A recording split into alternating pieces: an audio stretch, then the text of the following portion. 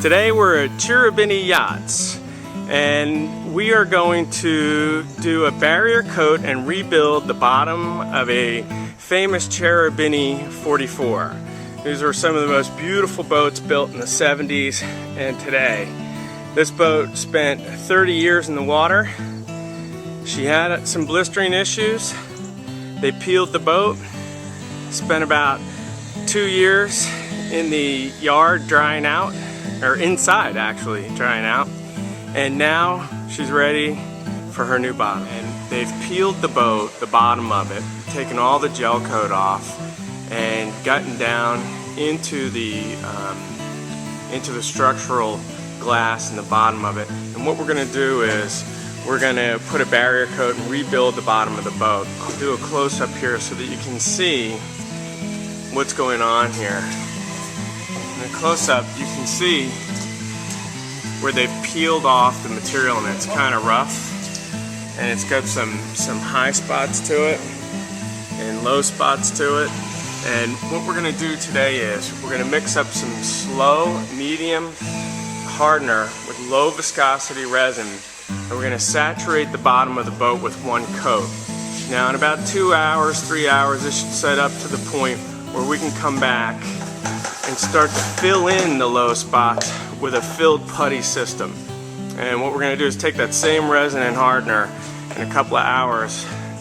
We're going to come back and make a slurry and fill in all those low spots. Now we're saturating it first because that will allow the resin to wet into all these dry spots. All this white that you see here is dry glass, and we want the resin to fill in. And we'll come back and film after we've done that so you can see how it's wet out. So what we're going to use is the low viscosity resin and medium hardener today.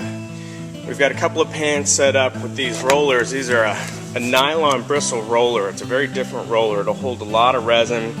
It'll carry it to the surface, and it won't create a lot of air bubbles like foam rollers do. We're going to mix the resin 2-to-1 with the hardener, and that'll give us about 40 minutes in one of these pans so that we will have plenty of time to get it up onto the surface. Now, because of the size of the job, we're just going to use quart cups, and we're going to do 2 quarts of resin to 1 quart of hardener here. We're going to mix it all up at one time into a 5-gallon bucket, a clean 5-gallon bucket. Nice work, Zig. We're going to do a great job of mixing this stuff up. We're going to mix it for about a minute with a power mixer, and scraping the sides, and then we'll pour it off into the buckets and get it up onto the surface. This is one of our new blenders that we're going to use to do this with. It's a spider mixer. And we're going to do a real thin coat so we don't have to load it. And you can see that it's already saturating the surface. We figure that it takes 3 gallons to coat the bottom of this with bottom paint, so that's what we're going to do. We'll mix up about 3 gallons to do the initial coat on the bottom, and then we'll come back and fair. This whole project should take somewhere around 12 to 18 gallons. We've coated the boat, and we're taking the excess resin off. And the reason we're doing this is because when we go to put glass back on the boat, we want it to be glass against glass, not glass floating in resin. The other reason we do it is we take the squeegee and we're pushing the excess resin into any voids that might be there. So this will take probably 40 minutes. The whole boat has been coated now. It's taken about 1.5 gallons of material, a lot less than I thought it was going to take, to actually coat the whole boat with a single individual first coat on it. And that will actually waterproof the boat. That'll lock it in. That'll also take care of any dry fibers and any delamination issues where there's a lip left from one of the intermediate layers. And what we're going to do in our next coat is we're going to make a slurry of material that we can actually roll on here, and then we'll squeegee off again to fill the rest of the voids that are on the bottom. And you can still see there's some deformations from when they peeled the boat. We need to fill those deformations back, and we'll use Cellophyll to do that with, which is our filler that replaces Cabosil. It's not toxic, doesn't float around, and it'll work perfectly in this atmosphere. Here's the Cellophyll material that we're going to use. Cellophyll is actually an acellulose. It's an acellulose paper pulp.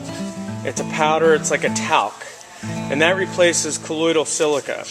And we're going to mix that with the low viscosity resin and a medium hardener. We're going to mix it up into a slurry. We'll show you what that looks like when we get it mixed. We're going to put it into the roller pans. We're going to roll it onto the surface. There, we're going to take these paddles, and normally a squeegee would work as well, and we may use some squeegees too to help fill those voids in and screed the surface. What we're doing here is we're putting 2 quarts of resin and a quart of hardener in a bucket to make our slurry. And we know that it took about a gallon to coat the bottom of this 44-footer in our first coat. And so we'll probably mix up not much more than this, which ought to do it, maybe another 1.5 quarts. We'll see how it goes. And now what we're going to do is we're going to take and we're going to mix that first. And we'll mix it for a good minute, minute and a half, and then we'll add in the filler. Okay, so we've mixed it for about a minute and a half, the resin and hardener, and now we're going to start to drop our cellophyll in and continue to mix it to turn into a nice slurry. So let's go ahead and keep mixing.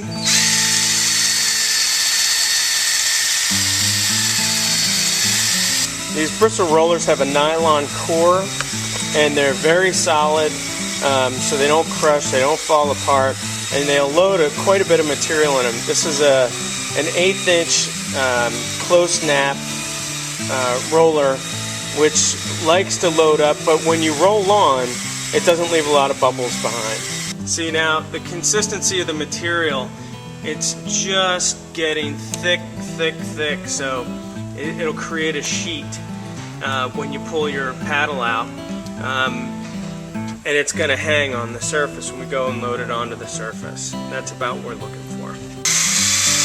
And to get to this consistency, we put a 1/2 gallon of the cellophyll in with 3/4 gallon of resin and hardener mix. So it's like pancake batter. All right. Good description. All right. All right. Yep. So we're going to roll it on, and you can see how it hangs like pancake batter. And we don't need too much because we're going to come back with the squeegees and squeegee it, and it'll take it out of the high spots and into the low spots. And we'll do that for the whole boat. And again, getting it on will probably take us about 20 minutes, and then we'll come back and squeegee it off. So now we've put that slurry like pancake batter on, and we've squeegeed it up. And you can still see that there are some deformations, but they're filled in pretty well. Now we're going to come back with matte, and we're going to hit it with matte. Now, where you see the areas that look kind of white now, right here, that's where there's heavier loads of the cellophyll and epoxy. The darker areas here were still the high spots where it was in pretty good shape. But this hull overall is at a point where we can pretty much start to glass it.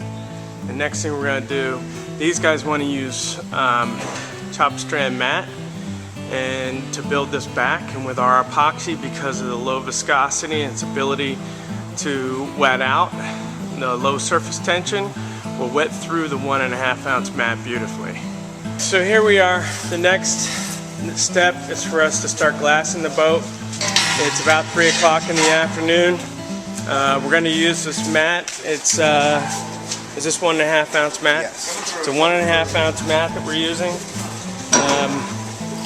What you see here is that he's tearing the edges of the mat, and the reason you do that in this case is so that you don't have seams.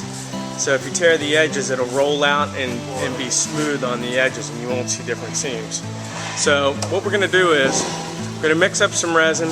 We're going to wet the boat out just like we did before. We're going to put the resin on the hull, and then we're going to put the mat up onto the resin. It will saturate out. So we're just going to mix the resin and hardener. We're going to use the low viscosity and slow medium mix again. So here what we're doing is we're putting the epoxy on the surface, and then we're taking mat, putting it up, and then rolling out the bubbles and flattening it out with a bubble chaser.